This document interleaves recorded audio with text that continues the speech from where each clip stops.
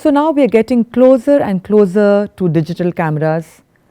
We are getting to know what are the parts of the camera, what are the controls in a camera, and how to use a camera to take a photograph of a particular quality determined by the various parameters. Taking photographs involves not only thinking on the spot and deciding the composition or what will be in the frame, but it also is dependent on the parameters and the choices we make. We must know that what are the advantages of the digital camera, especially over the traditional cameras, so that we can make the best use of technology.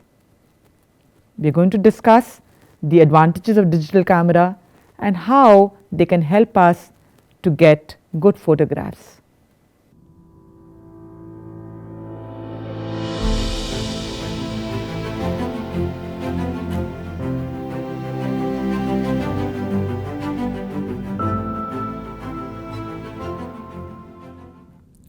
What are the advantages of the digital camera?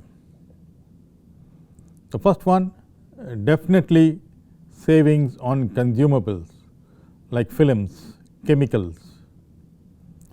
To give you a small example, in travel, those days when we were assigned to cover cricket tours, we used to be out for 3 to 4 months at a time. We had to carry a huge consignment of films, nearly 200 to 300 rolls of black and white and color films. Black and white for the daily and color for the magazine. It not only made our luggage very bulky, but it was an ordeal to get it past the customs, because we couldn't pass it through the X-rays in the customs. So we have to show identity card, show proof of everything, organization, everything, request the security officer not to scan or not to put our films through the X-ray. Right. Another one is the ISO. Here in the digital camera, you can change your ISO for every frame, whereas earlier if you put a roll of film, the ISO was fixed, whether it was 100 or 200 or 400 for the entire roll of film. A 35 mm film used to get about 36 shots. So it was fixed for the entire roll of film. But whereas now you could change your ISO frame after frame.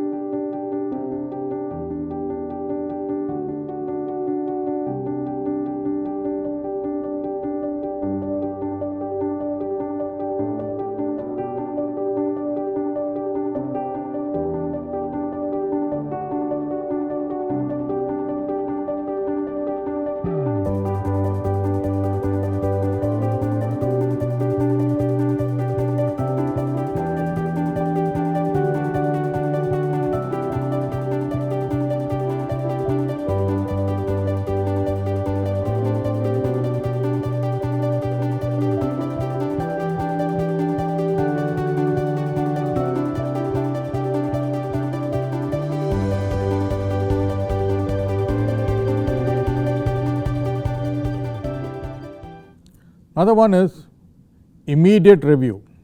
Of course, it is not possible for sports, because sports, once action is over, there is no action replay. But in other this thing, for portraits or for a tabletop, for any other shots, you could have a look at the photograph which you have shot, and if it is not good, you could shoot it again. In sports and other things, you can definitely use it to check your exposure. Before the game starts, you can shoot a few frames, check your exposure in the digital camera and set the exposure which suits you. It was not possible earlier. Another very important thing is storage. We have to store rolls and rolls and rolls of film. index them. Indexing and storage has become very easy now. Earlier, even the bad negatives we have to store, because we can't cut it out, because one frame your negative will be bad, the next frame it will be good. Here you can reject all your bad pictures, just store your good pictures. So there are several advantages like this. One, for a photojournalist, digital is a boom, digital and the internet, because you shoot, you transmit, that's it, immediate. But in the earlier days, we had to carry not only films but also a portable darkroom consisting of chemicals, paper, everything, enlarger. All these things used to be part of a traveling photographer's kit apart from his own clothes. Then there can be processing errors which has occurred quite frequently. Your films can be overdeveloped or underdeveloped, or the color chemicals could be weak where the colors will not come out. There are so many issues related to processing of the film. There could be dust and scratches. All these are avoided in the digital age. So a digital camera, especially for the photojournalist, for the press photographer, and nowadays with the increase in megapixels, you can make any big enlargement with a digital camera. So that problem has also been solved. Earlier when the digital cameras came in, they were only 1 megapixel or lower, then it went on to 2 and 3 where you couldn't make huge enlargements, but that has been solved now. You get 50 megapixel camera, you get even a 100 megapixel camera. So that problem has been solved. So a digital camera is definitely nowadays much more advantageous than an analog or a film camera.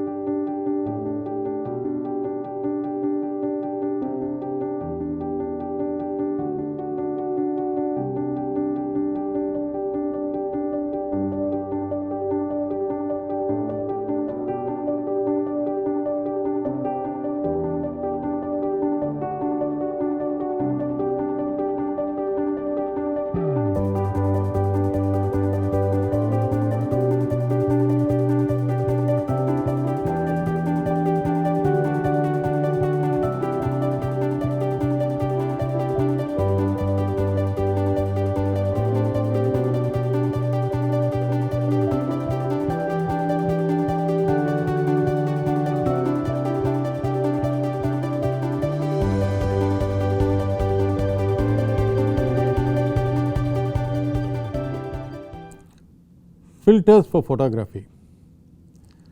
Filters played a very important part during analog or the film photography days. For color, you had the color correction filters.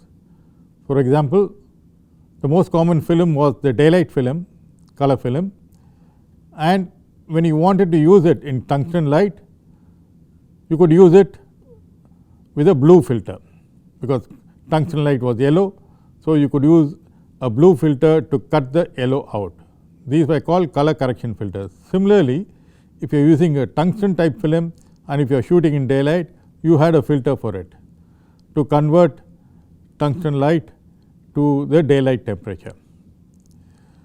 In black and white, there were the red, yellow and green filters, which was used basically for landscape to darken the sky, orange filters, red filters to darken the sky, or to add or make some colors white or some colors dark. That was for black and white. Then you had, which you can use even during the digital days, the filters which are useful are the polarizing filters, which would cut out the glare. That was there even during the film days. We used to use the polarizing filters. You could use a polarizing filter as a very useful filter even for the digital camera. Then you had the neutral density filter. When you wanted to give long exposures, you could use a neutral density filter to cut out, to add to the exposure value, and you could give long exposures. Then there are of course soft-ons which are good for portraits. We could use even in digital photography, use a soft-on filter so that the model's face becomes very soft, very nice. and most of the color correction filters are built in the digital camera.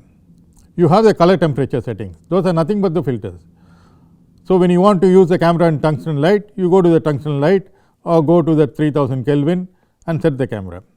So, the digital camera, they do not call it filters, but it got inbuilt sensors for correcting your light. You have the white balance. The white balance is what you could roughly equate to filters in those days. Those days you had the filters to correct your white balance. Nowadays you have the white balance system itself inside the camera to correct your colors. We have learnt about the various advantages of a digital camera: greater flexibility, convenience, ease, and a better image quality. The digital camera has made photography very easy, and technically you can get a right photograph, a correctly exposed photograph the way you want it, with everything that's in there, so that you can concentrate your attention on what you're photographing.